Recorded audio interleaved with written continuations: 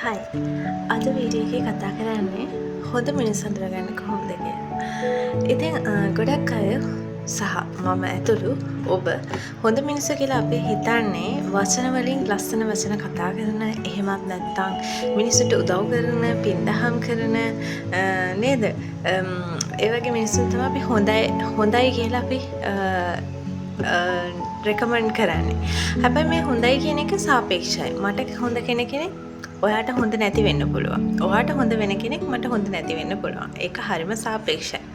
නමුත් මේ නිර්ණායකය හරිම වැරදි. මොකද දන්නවද? අපි ගොඩක් වෙලාවට මේ හොඳයි කියලා කැටගරයිස් කරාට අපි හැමෝටම ලස්සන වචන කතා කරන්න පුළුවන්. හොඳට හිතලා බලන්නකෝ ඔයාටත් පුළුවන්. ඒක අපිට ඉබේ નિરાයාසයෙන් එන්නේ අපිට ටිකක් එෆෝට් එකක් දුන්නම බොරුවට හරි ලස්සන වචන කතා කරන්න පුළුවන්.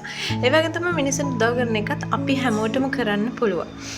මිනිසුන්ට උදව් කරන එක, පින්දහම් කරන එක නේද? මේ දේවල් අපිට කරන්න පුළුවන්. හැබැයි හොඳයි කියන කෙනා අපි කතා කරනකොට ඇත්තටම මේ අද ඉඳන් බලන්න මම මේ කියන ලක්ෂණේ තියෙන කිහිප දෙනාට. එතකොට මේ ලෝකේ හොඳයි කියලා හඳුන්වන මිනිස්සු ඉන්නේ 100ට 1ක් විතර. හොඳයි කියන මිනිස්සු ගොඩක් වෙලාවට පිට මිනිස්සුන්ට හොඳ නැහැ. ඉතින් මේක මම කියන්න ඕනේ හොඳ වෙන්නේ, ඔබ හොඳ කෙනෙක් වෙන්නේ ඇත්තටම ඔබත් එක්ක එක වහලා ඉන්න ඔබේ ආදරණීය, ඔබේ පාර්ට්නර් වෙන්න පුළුවන්, ඔයාගේ දෙමව්පියන් වෙන්න පුළුවන්, දරුවෝ වෙන්න පුළුවන්. මේ අය වෙනුවෙන් කාලය වෙන් කරන්න. මේ අය වෙනුවෙන් ඔබේ ශක්තිය, ඔබ ඒ අයට කෑමක් හදලා දෙන්න, ඔබ ඒ අය වෙනුවෙන් 100% කැපවීම කරන්න.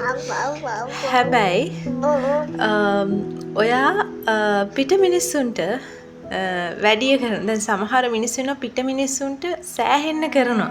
හැබැයි ගේ ඇතුලේ ඉන්න මිනිස්සුන්ට හරිම නපුරුයි.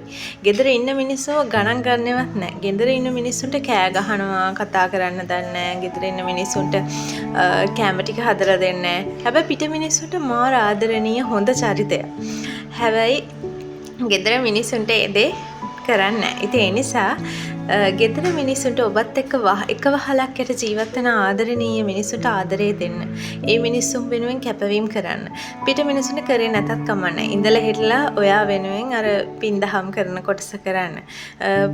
මොකද පිට මිනිස්සුන්ට කරා කියලා ඔයාට ලැබෙන දෙයක් නැහැ. ගොඩක් දුරට ඔබට පසුතැවීම සහ දුක් වීම තමයි ඇති වෙන්නේ. හැබැයි ගෙදර මිනිස්සුන්ට ඔයා දේවල් කරාම ඔයාට දුක් වීම ඇති වෙන්නේ නැහැ. මොකද එයාලා මේ ලෝකෙන් ගියාට පස්සෙත් ඔයාට සැනසීම තියෙනවා. එයාට ඔයා කරා කියලා. ඒ නිසා ගෙදර ඔයා එක්ක එක වහලක් යට ජීවත් වෙන මිනිස්සුන්ට 100% කරන්න. ඒ මිනිසුන් වෙනුවෙන් කරන තියෙන කාර්යය පිට කෙනෙක්ට කරන්න ඕනේ කියලා අතපසු කරන්න එපා. පිට මිනිස්සුන්ට වඩා මූලික තැන ඔයාගේ ගේ ඇතුලේ ඉන්න මිනිස්සුන්ට දෙන්න. එතකොට ඔබ ඇත්තටම හොඳ මිනිසෙක්. ඔබ ගැන සමාජයේ විවේචනය කරන්න පුළුවන් කිසිම හිතක් පපුවක් නැහැ. ගෙදර මිනිස්සුන්ට විතරයි කරන්නේ එහෙම කියලා. මං කියන එක හොඳයි. ගෙදර මිනිස්සුන්ට විතරක් කරන කෙනෙක් නම් ඔබ ඇත්තටම ආඩම්බර වෙන්න, නිහතමානී වෙන්න. ඒ වගේම තමයි ඔබ හොඳ පුද්ගලයෙක්. ඒක මං අනිවාර්යෙන් කියන්න ඕනේ. මොකද ඔබ වෙනුවෙන් පිට මිනිස්සු නිර්දේශයන් දුන්නේ නැති වුණාට ගේ ඇතුලේ මිනිස්සු ඔබ වෙනුවෙන් තෘප්තිමත්, ඔබ වෙනුවෙන් ඕන දෙයක් කැපකිරීම කරන්න යාලා බලාගෙන ඉන්නවා. ඉතින් අදට ගිහින් එන්න ඉක්මනින් හම්බ වෙන්න බලාපොරොත්තු වෙන්න.